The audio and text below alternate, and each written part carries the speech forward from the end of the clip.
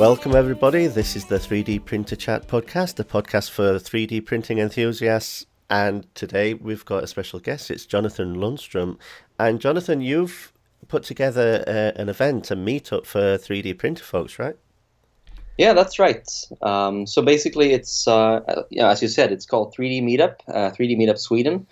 And it started out as a small event. Well, that was a thought. And now we're heading for a pretty big scale event in Sweden, basically targeting consumers, small businesses, and enthusiasts all over Europe.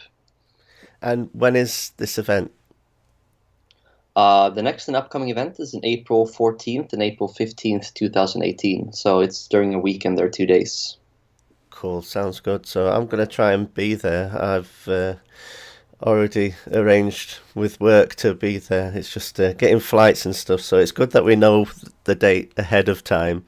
How many people are you expecting to get? Well, for the last event we had approximately 250 to 300 people. So we're hoping to reach at least 400 people with this event. I mean, but any more than that would be more than welcome.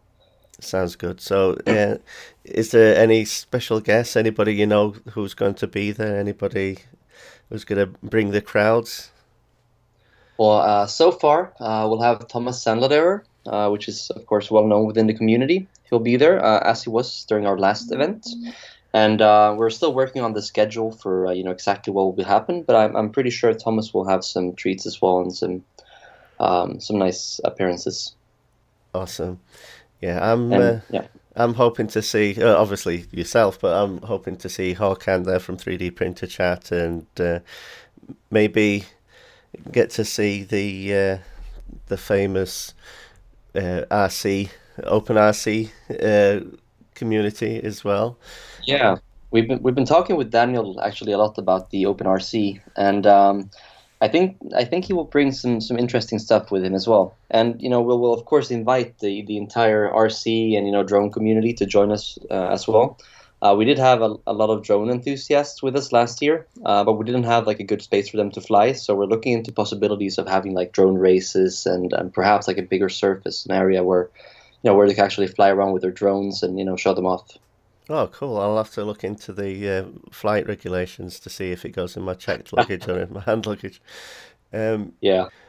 Now, the cool thing about this is it's a European event. Most events seem to be North America, right? They tend to be San Francisco, New York, apart from the Midwest RepRap Festival. So is that part of the reason you're doing this? Because there isn't that much, from our point of view in North America, there isn't that much going on in Europe for the 3D printing community, but there are a lot of 3D printing companies.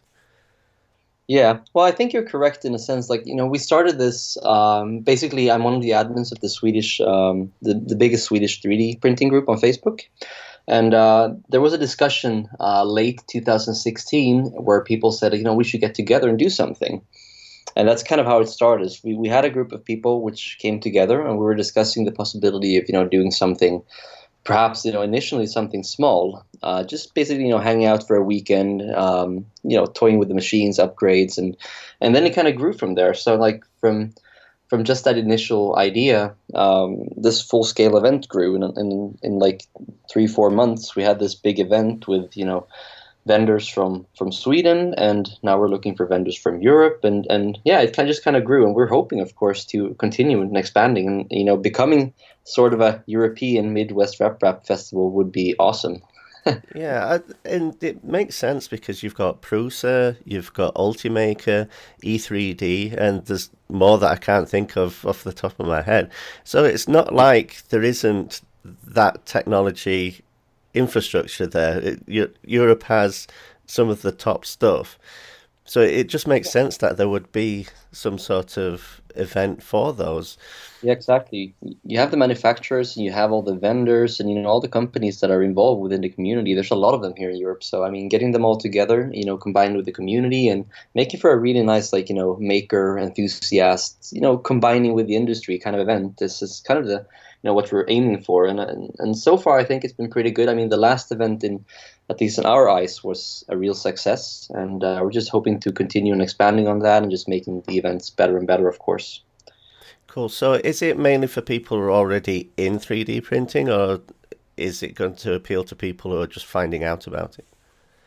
Well, we're hoping to appeal, well, mostly anyone. But yeah, it's there's always a threshold, because there's all people who will see it and might be involved in the 3D printing community already, and it might be basically more targeted for them, because they are probably the audience that we reach the easiest, and we can get them there. But of course, anyone is welcome, and we do invite anyone to come, and that's also why we kind of try to involve the maker community as a whole as well, to show what can you do with technology and how can you evolve 3D printing in that. So we kind of try to get just people from outside by having that as well. Yeah. So talk about people from outside. Is it easy to get to the event? Is there like a local airport and trains and public transport? Yeah. Yeah, as I said, we're based in the southern part of Sweden called Helsingborg. It's a city of about 140,000 people. Not the biggest city in the world, of Hmm. course, but it's located approximately 1 hour from Copenhagen's airport, which is of course one of the biggest international airports, if not the biggest, here in Europe.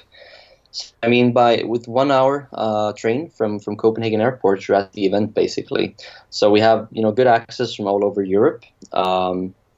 And yeah, I mean, it's easy to get there. From the venue, like once you're in town, we have partnerships with cab companies and we have partnerships with hotels to offer good prices. And so we're hoping to make it more and more attractive from visitors all over Europe. Yeah, and Copenhagen's likely a good place to visit as well. So if you're coming from far afield like I am, I think make a week of it, visit Yeah. Copenhagen, and If uh, you have the chance, you should. I mean, Copenhagen is a beautiful city. There's a lot to do, just all around. I know, like last year when we had Thomas over, we booked a few extra days for him so he could, go to Malmö in Sweden, and I think he spent some time in Copenhagen as well, just to, take in the sights. yeah, it's a beautiful part of the world. I've not actually been there, but obviously, Northern Europe and all of around the area is just fantastic. I say this as somebody that likes the cold, but it's in April. It won't be too cold, right? No, I think it will be. It's kind of hard to say because the weather's always never really pans out the way you wish it would. But it should be pretty okay. I mean, there shouldn't be like minus degrees Celsius. It should be pretty pleasant. Yeah, Yeah. yeah. Just prepare for some wind, maybe some rain, and Perhaps, but then again, like once you're in Sweden, there's kind of always you always have the chance of rain. So I usually yeah, always walk around with an umbrella just in case. yeah. So food delicacies.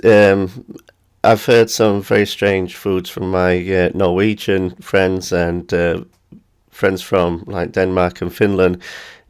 What should we expect food wise? It's not fermented fish, right? No, there won't be any fermented fish whatsoever. We do have a serving at the at the venue.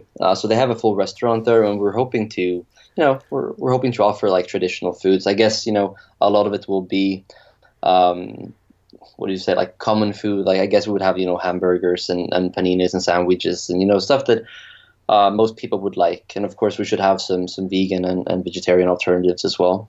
And yeah. There'll be some cider and some beer as well, and wine for those Perfect. interested as well for the events. Don't need anything else. Just put the booze. That's it. Uh, Yeah. so talking about booze, and you mentioned hotels. Is the venue and the hotels all pretty local? Or will people be hanging out around the event as well as at the event? Um, in a sense, no, I don't think so. The event is located just outside like the central city, so it takes probably like around 10 minutes to get to the venue, like from the city if you're by car or by bus or by taxi. So it's not a place where you would hang around like outside because there wouldn't be too much to do, unfortunately. It's always the tricky part. Like in the city we are, there it's kind of hard finding a good venue. We did find a really good one, but it's kind of also always a compromise, between like a central location and a really good venue. Yeah, and also price comes into it, I guess. Yeah, of course, as well, that too. But in this case, I mean, this year we're trying to really, put this on the map and, well, make a big thing out of it. So we actually we have a really good venue set up. I mean, it's a lot bigger than last year, and we're really hoping we can fill it out, like in terms of makers and workshops and lectures, and our guests, of course, and all the visitors. So that was probably the most important bit, making sure we had a really good venue to grow in and to make sure we leave a good mark from this year. Yeah, sounds good. I'm excited. I hope logistically I can get my stuff together to be there, and I know definitely Yeah, there's a lot of people planning to go. yeah. I mean, if there's like in need of flight tickets, we started this group called 3D Meetup Carpooling, but that was basically just in terms, for national transportations. But you could always have like another Facebook group for tips and tricks on how to get there from all over the world. Yeah, something like that. Then, I mean, tips from us. If there's any questions, you could always write to us and see. Perhaps we can help you out. We had some guys last year that were going from. I can't remember exactly where it was, but it was very far away in the Middle East. So it was pretty fun to see people booking from all over the world, actually. Yeah, it should be good. A multicultural event. That sounds Yeah, perfect. global events. Yeah. So by the time this podcast episode is published, registration should be open, right? Yeah, that's correct. Okay. So look out for the link in the podcast. And anything else you want to tell anybody before we?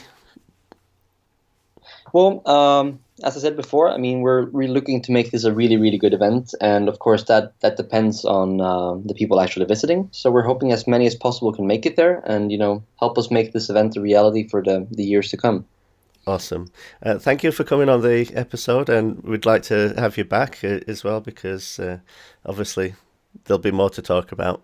So thank you again. Oh, thank you, and I hope to see you at the meetup. Yeah, I hope to. I'm 80% sure I can go.